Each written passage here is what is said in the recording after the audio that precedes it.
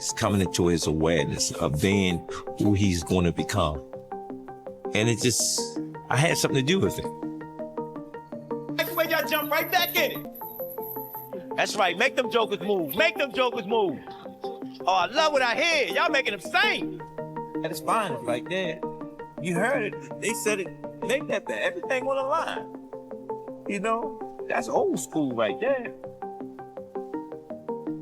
That's everything on the line. There you go. When he get in that ring, he's on a mission. Because he understands that he got to put his pants on, training wheels going. You got what you... Let's get it now. Slow it down.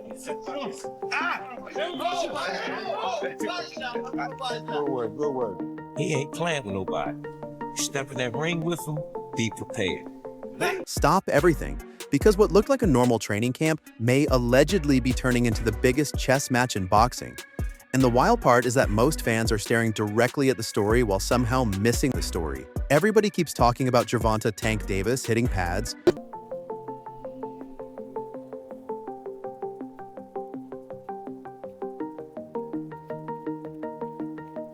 I think this is probably one of the most focused I've been since I've been pro. Vegas is like a good boxing city, I believe. It's actually good to be away from home. Away from, the bad stuff. I know I have a big task in front of me. I'm not over that hump yet. Running drills and locking in with Calvin Ford, but reports suggest something much bigger is happening behind the scenes. And once you notice it, you can't unsee it. Tank isn't acting like a fighter preparing for just another opponent.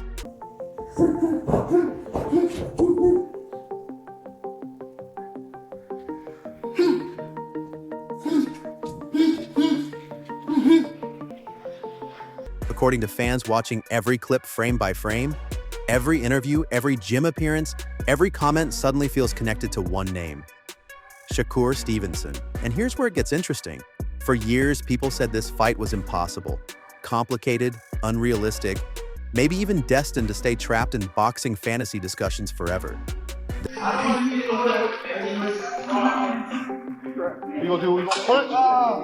Look, you have to do punch. I want you jab, step jab. All right, just keep punching. Go swing. Ready? Go.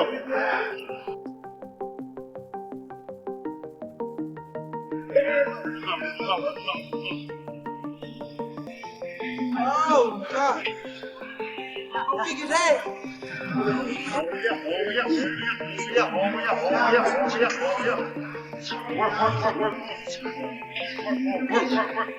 up there, come on.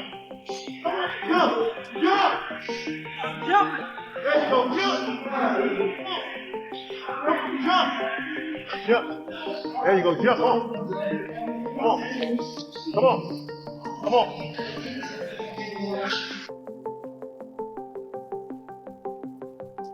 Right now. There you go. Get that shot right there.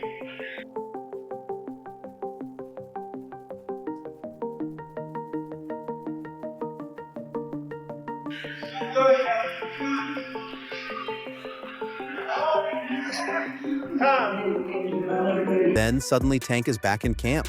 Calvin Ford is talking about growth, maturity, hunger, and evolution. And the entire mood around Team Davis changes overnight. Not little Tank anymore. Not the young superstar anymore. Not the attraction anymore. Suddenly the narrative becomes something else. A grown man, a mission, a legacy.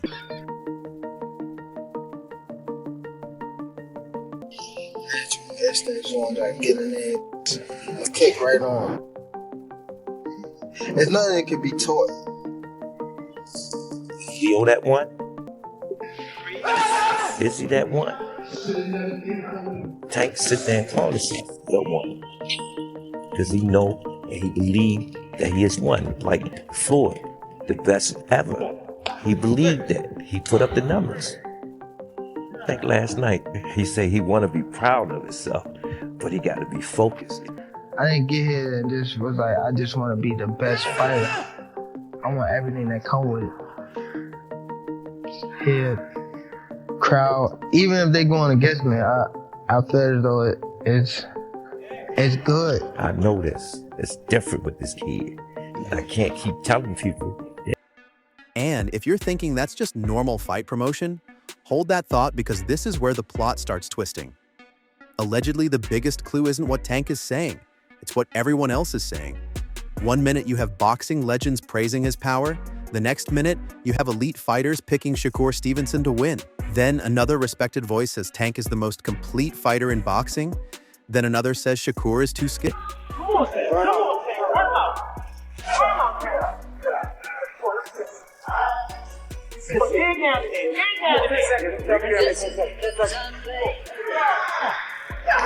think about it. Don't think about it. Remember that gun on it? They got that gun on that tank. They go, time.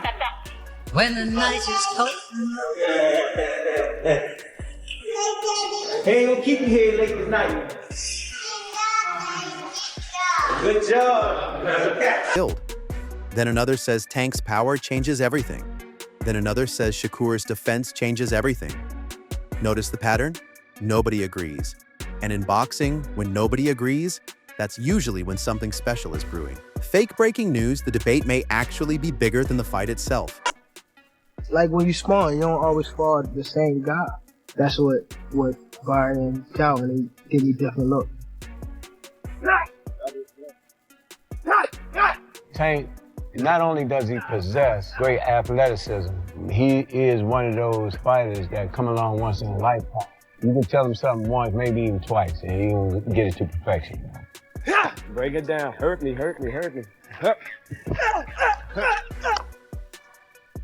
Despite grasping success that once seemed unfathomable, Davis also understands that his boxing evolution must continue. Because every time someone picks Tank, somebody else immediately picks Shakur. Every time somebody praises Shakur's defense, another person reminds everybody about Tank's knockout power. It's like boxing has accidentally created its own unstoppable argument machine. And the craziest part?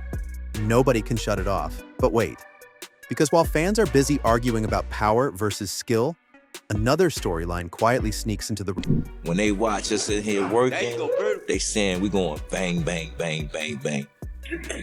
There you go. Good. There you go. When he get in that ring, he's on a mission. Because he understand that he got to put his pants on, training wheels going. You got what you asked for. Let's get it now. Slow it down.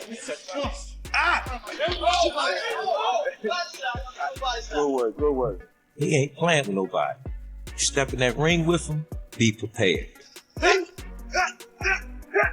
my God! All day. There you go. That's it. There you go. Good round. That's it, y'all. Good round. That's it. That's all he did today. God damn, just got off the plane. Room. Calvin Ford. That's right. Calvin Ford, the man who has watched Tank evolve from prospect to superstar, suddenly starts talking about growth in a way that catches everyone's attention. He's not talking like somebody preparing for a routine fight. He's talking like somebody watching a transformation happen in real time. Fans immediately started connecting dots. Is this just another camp? Get set, go!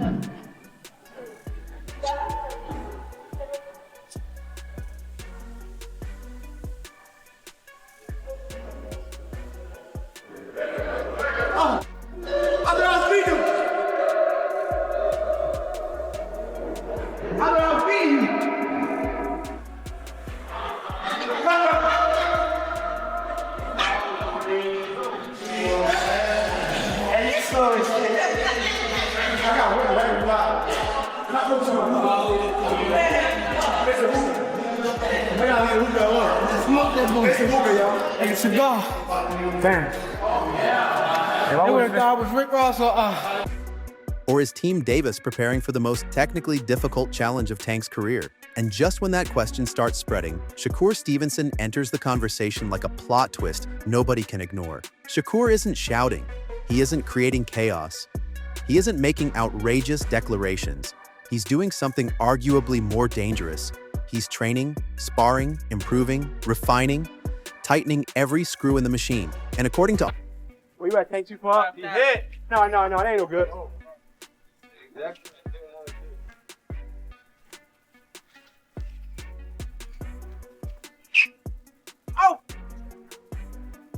I was actually looking forward to fighting Rolly. It is what it is. The build-up for the fight was, pretty high. You play with defense? He ain't made a shot all day. Man, that's 50. I think this is a much bigger, tougher fight for me. That foul, nigga. Online speculation, that's exactly what makes him terrifying to some observers. Because while everybody else is selling excitement, Shakur keeps selling confidence, quiet confidence. The kind that makes people nervous. The kind that makes fans start asking questions they weren't asking 6 months ago. Then, boom, another twist. Keyshawn Davis enters the discussion, and suddenly the conversation changes again.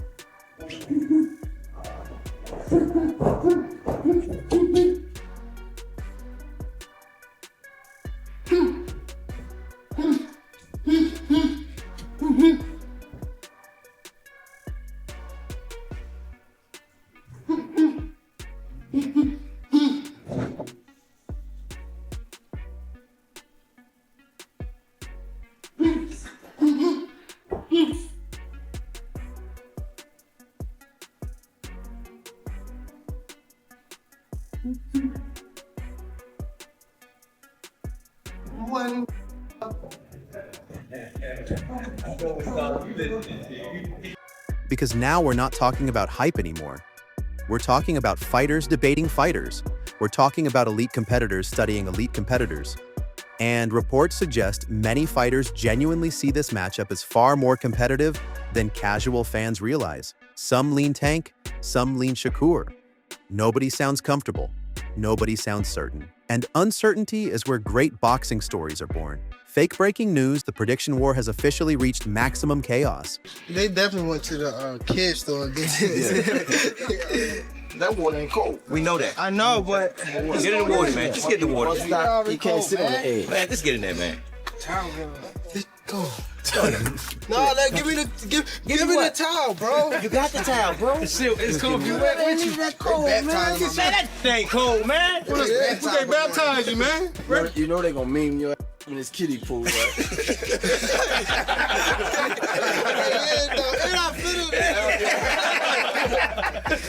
All right, give him first bag. Ready? Give him first bag. Don't have to be ready. Don't dump it on me, though. I'm not ready.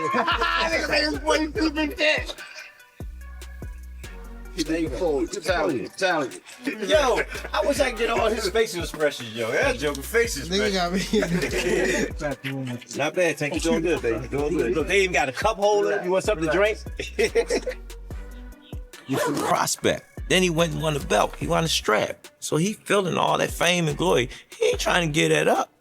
But just when you think the narrative belongs to Shakur versus Tank, another curveball appears from out of nowhere, Floyd Schofield.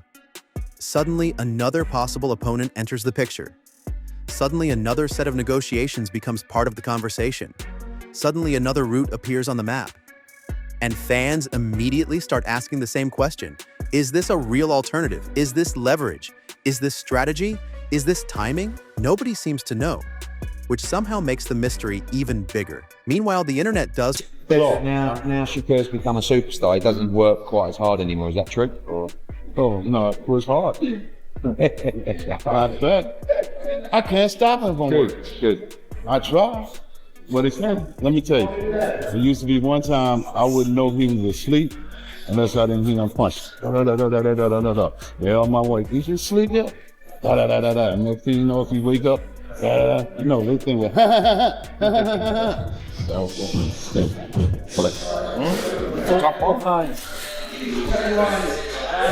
Yeah.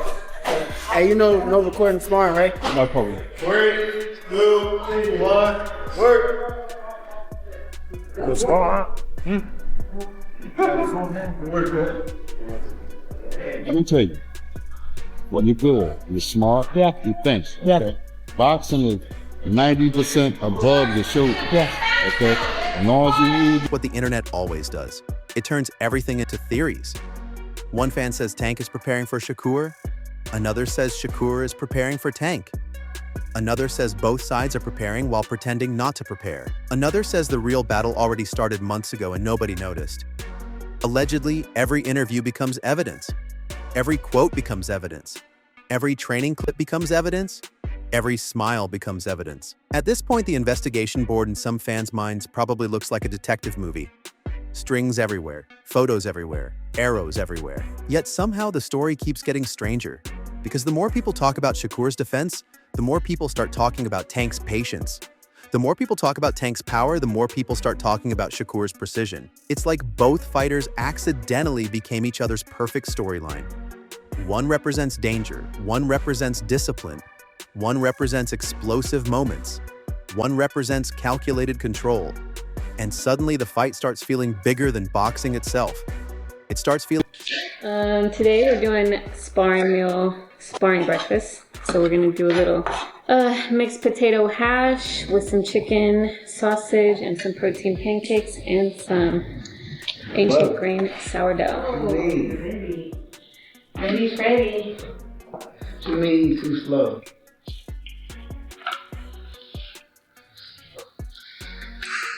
It's all that matters. All that matters. I'm Zach, I'm gonna keep walking to you and over now. He gotta catch it. It's only 3 rounds. I'm damn near betting Zay how confident he sound. Straight, like back and forth, 3 times. Symbolic. Team power versus team precision. Team chaos versus team control. And you know what happens when narratives become bigger than reality? The anticipation explodes. Then comes perhaps the biggest twist of all. Several respected voices don't just think Shakur can compete. They think he can win. Let that sink in. Not survive, not look good. Win. And every time somebody says it, another group of fans immediately pushes back.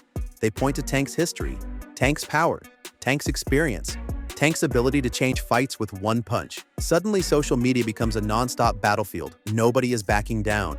Nobody is conceding ground. Everybody thinks they're right. And somehow that makes the matchup even more valuable. But here's the hidden layer that few people are talking about. Tank and Jake fight. Man, Tank disrespectful to the sport if he choose that over fighting with me. I'm the best fighter in the sport. I've been telling him that. And he called cap on it. So if you gonna call cap and say I'm not who I say I am, come prove it. I think it's dangerous for him to go back in there and fight Lamont. I think Lamont is a hell of a fighter. I can see that going left. So. What if the real winner right now isn't Tank? What if it isn't Shakur? What if it's the fight itself? Think about it. Before a punch is thrown, before contracts are finalized, before announcements become official, the matchup already dominates conversations. It already creates headlines. It already divides experts. It already captures attention. That's rare, really rare. And the longer the debate continues, the larger the event becomes in the minds of fans. Which leads us to one final twist that completely changes the story. What if all the arguments about who wins are distracting people from the bigger revelation? Because reports suggest boxing hasn't had many matchups recently, where elite skill, elite star power, elite narratives, and elite intrigue all collide at exactly the same moment. That's the secret ingredient. That's why the conversation refuses to die. That's why every training clip gets analyzed. That's why every quote becomes a headline. That's why Calvin Ford's comments matter. That's why Shakur's sparring matters. That's why Tank's mindset matters. Everybody thinks they're watching preparation for a fight. But what if they're actually watching preparation for a legacy moment? And if that's true, then every rumor, every prediction, every debate, every training session we've discussed today may only be chapter 1. Because the real story might not be who wins. The real story might be how 2 completely different boxing worlds somehow ended up on a collision course at exactly the same time. And if that collision finally happens, was this entire year secretly building toward one unavoidable showdown all along? Or are fans watching the greatest boxing tease of the modern era without even realizing it?